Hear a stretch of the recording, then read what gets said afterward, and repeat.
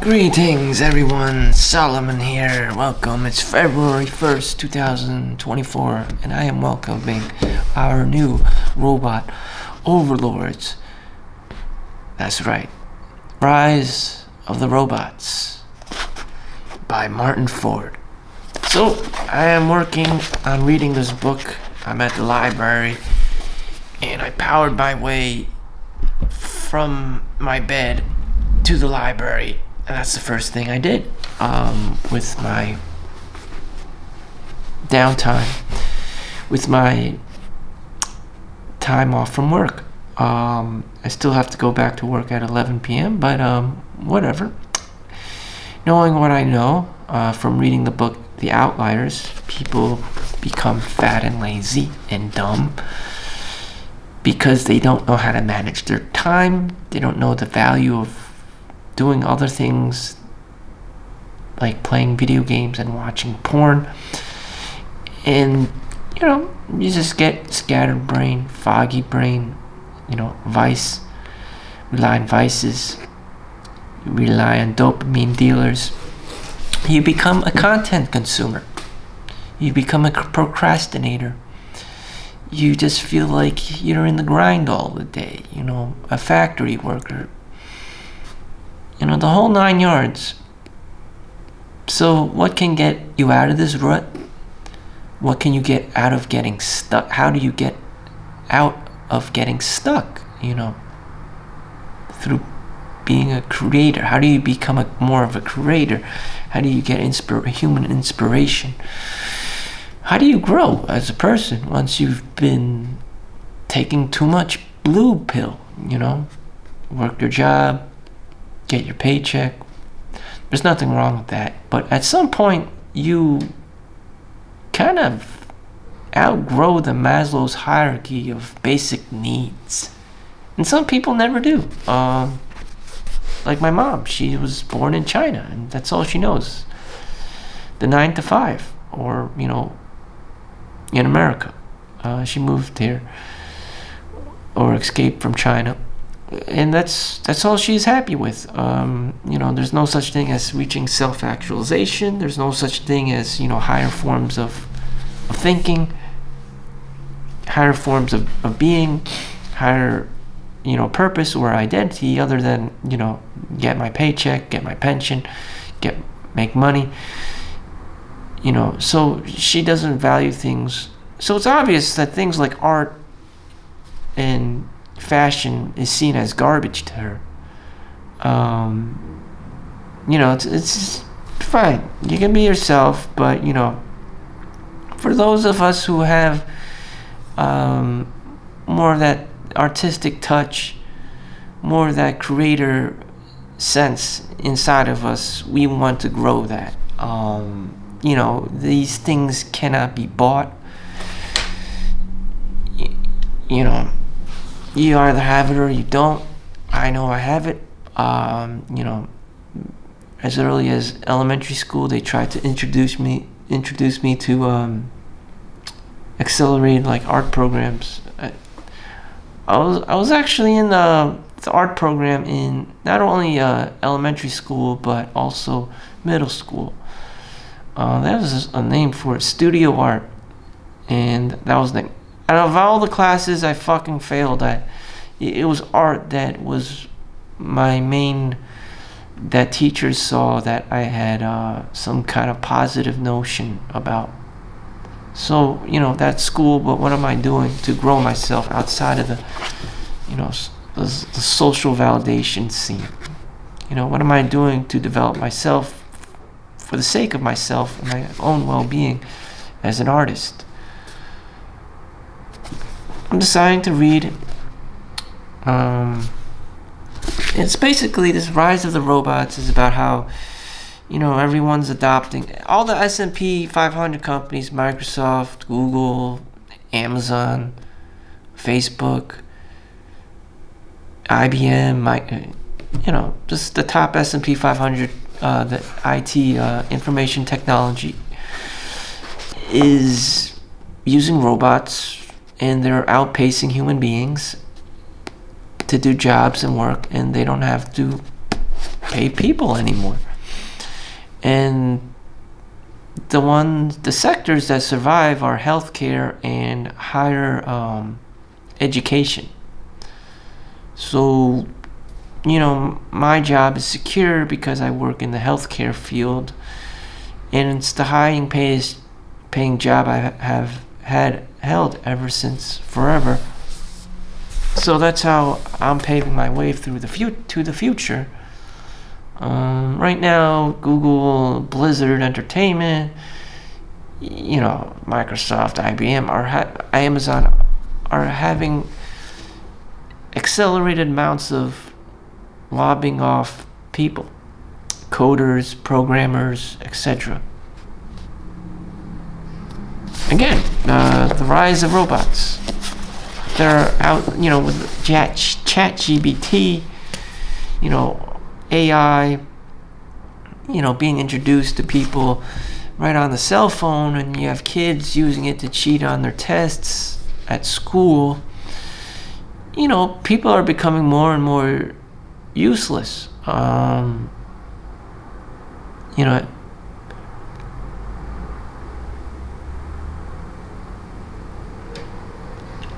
So we're steadily weeding out people, and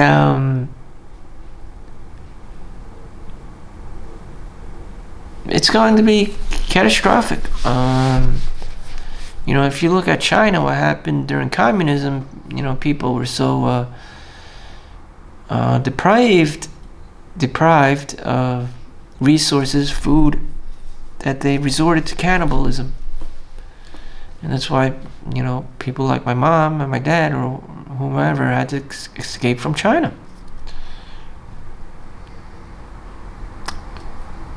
Cannibalism was a thing. There was so little food that families had to resort to eating each other. And you're not going to find this history anywhere else. Age of Wonder, I believe. But that happened. No, it doesn't. No, it does not happen. Look at the Israeli-Palestinian war going on right now. Yes, it does happen. These things do happen.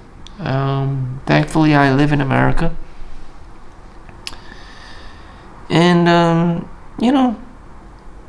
everyone wants to go make money. And, everyone wants to be, with the power hung, That would be America. You have all these migrants coming in from South America. You have, brain drain from India and China. You have doctors and lawyers coming here because they want to get paid well. They don't want to pay, all this tax money to, the government of India or China because everything's so corrupt. And, there's all these scams and shit and just,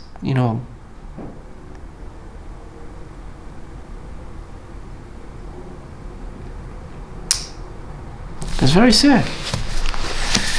So, we trust the robot to save us all because human beings are just too trashy. They're just, they make mistakes. They always want more money.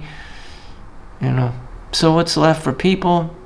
Higher education and the medical field.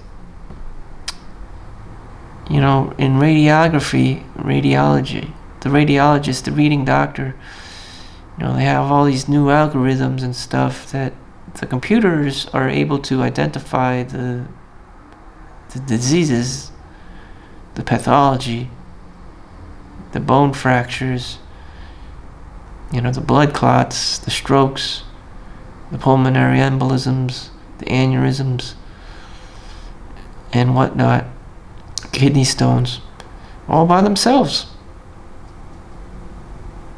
That spells trouble for the reading radiologists because it takes 14 years of study when they start lobbing them off and just to hire one person manning like 5+ different computers that can read all the stuff all at the same time, not everyone's going to have a job. But I don't know.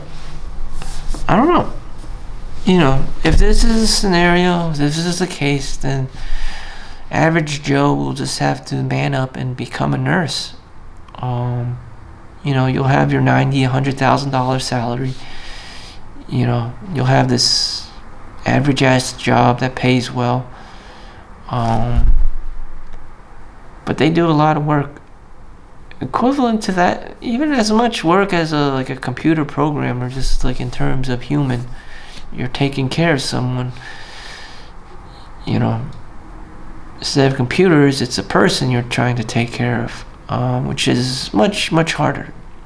So that's why healthcare jobs are very resilient to tech layoffs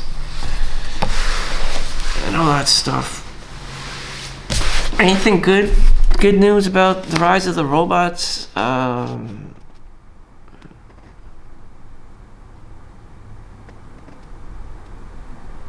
You become more of a consumer.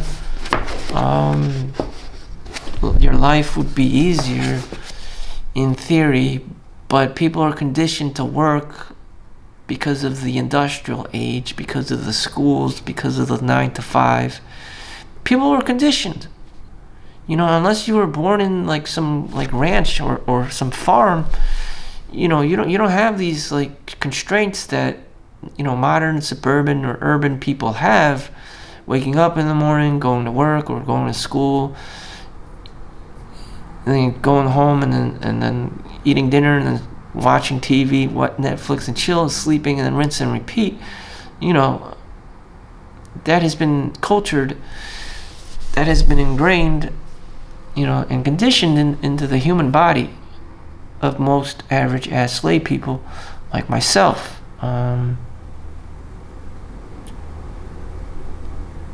So whatever, still trying to read this book, The Rise and Stumble, Transform Higher Education, White Collar Jobs at Risk. Everyone's at risk. Percentage of U.S. workers in manufacturing.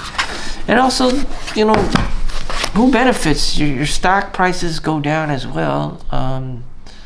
It doesn't go up. The stock market doesn't always go up. So again, there's probably going to be some healthcare craze for jobs because everyone else is just being oversaturated. And no one wants to work minimum wage, so they're going to sacrifice themselves to become nurses and, to a lesser extent, doctors. They just have to force themselves to be doing that kind of work.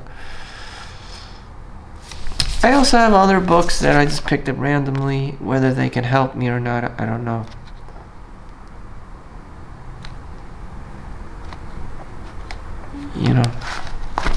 Millionaire Teacher.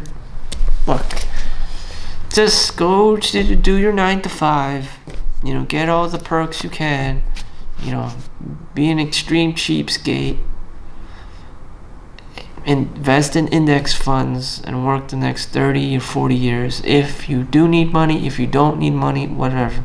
You just have to keep going to work. And that's how it is. Pick up overtime, pick up holidays, pick up double shifts. Just keep doing that.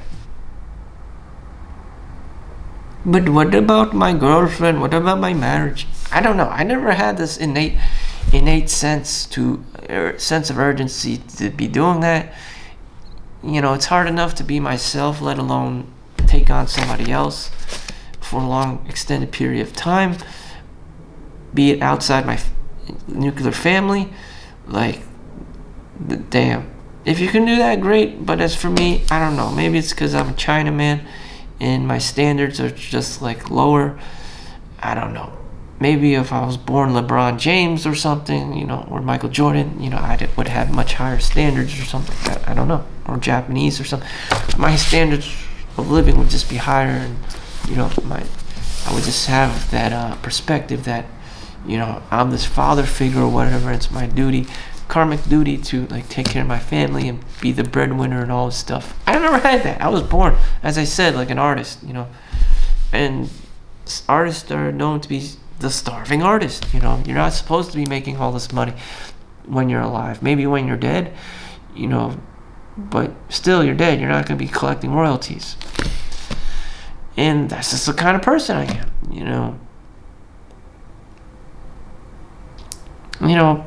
Women hate on all this like toxic masculinity and stuff. If he wasn't so toxic and patriarchal, then he would be, more feminine, more artistic, someone who wouldn't carry on the family name. I know this because I'm that guy. Again, I didn't have the sense of urgency to,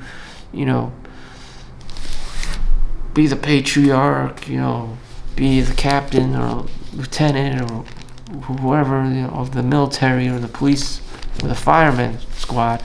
If you weren't, alpha male Chad, then, you're the geek, you're the artist, the lesser rung of males. And that's true, So I don't really see all this tension that built up with the women, because that's who you had. I mean, I don't blame you. Like, that's Chad and Tyrone were assholes, and like you became the wives of Chad and Tyrone, who were the captain and lieutenants and admirals of the military and football teams and basketball teams. They're not nice people. They're not. They have to yell at you. That's what they do. They're the patriarchy. They're the bully. They're the coach. That's what they fucking do. And those are the kinds of people who have families and carry the family name. It's either you are or you aren't. Damn, everyone wants a damn like Beatles, the Beatles, like husband, a musician or artist as a husband or something. Those guys, they don't care about that shit. That's why you're not born under them. That's why you're not their child, because they never fucking had children, to support like that, because they lack structure. They're artists. They're musicians. They use the paintbrush. They use the musical instrument. They don't use strict military like discipline and tactical like bouncer techniques. Like, that's what they do. So damn, you have this like whole dynamic of power of different personalities that you're not taking into account. So anyways, I just picked up this other book, Badass Habits, Cultivating the Awareness of Boundaries. Basically saying no to everyone, because everyone else there other than yourself is toxic. It's literally toxic, including your parents, because they don't know what you actually want. Only you know what you actually want. And it's better that you know, and do what you have to do to secure your own happiness. And everyone's going to try to tell you and sway you to be like them, or like whatever society tells you to be or wants you to be. Lawyer, doctor, pharmacist, whatever it is. It's very hard. And so daily upgrades you need to make them stick Jensen's serum. So I'm already up at 20 minutes. Mooch off another habit. I don't know. I never read this book, but I want to read this. I'm a teacher. I probably won't worry much about this one.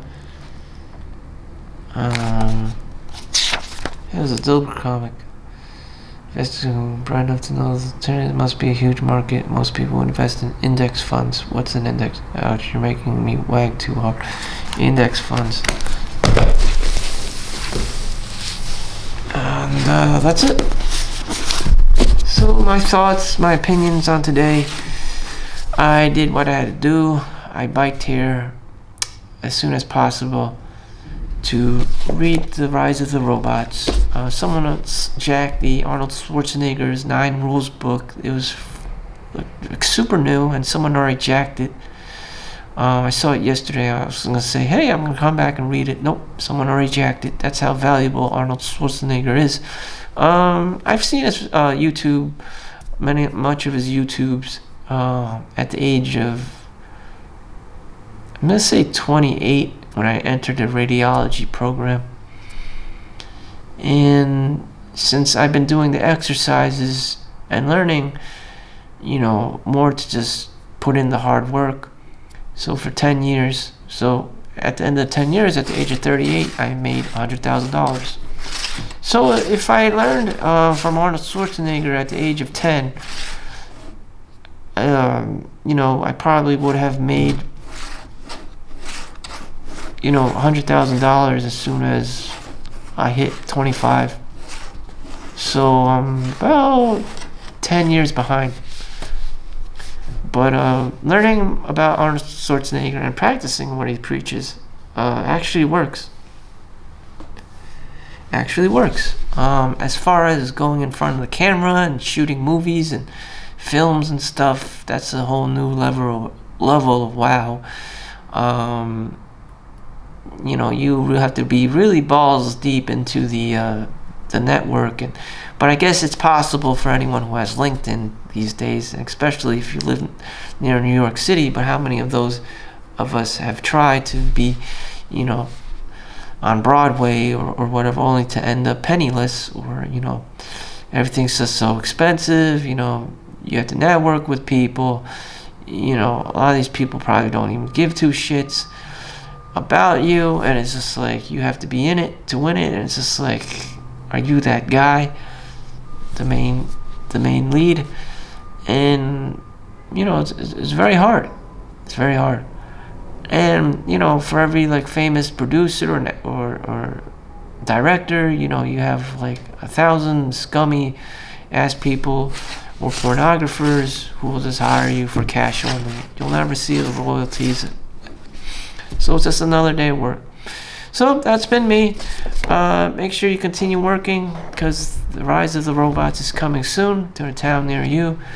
And make sure it's in healthcare or in higher education. That'll protect your job. So be mindful and vigilant out there. This has been Solomon Chau. Make sure you like and subscribe to see more. I'm going to go keep reading. I'll see you in the next one. Thank you for watching. Peace out.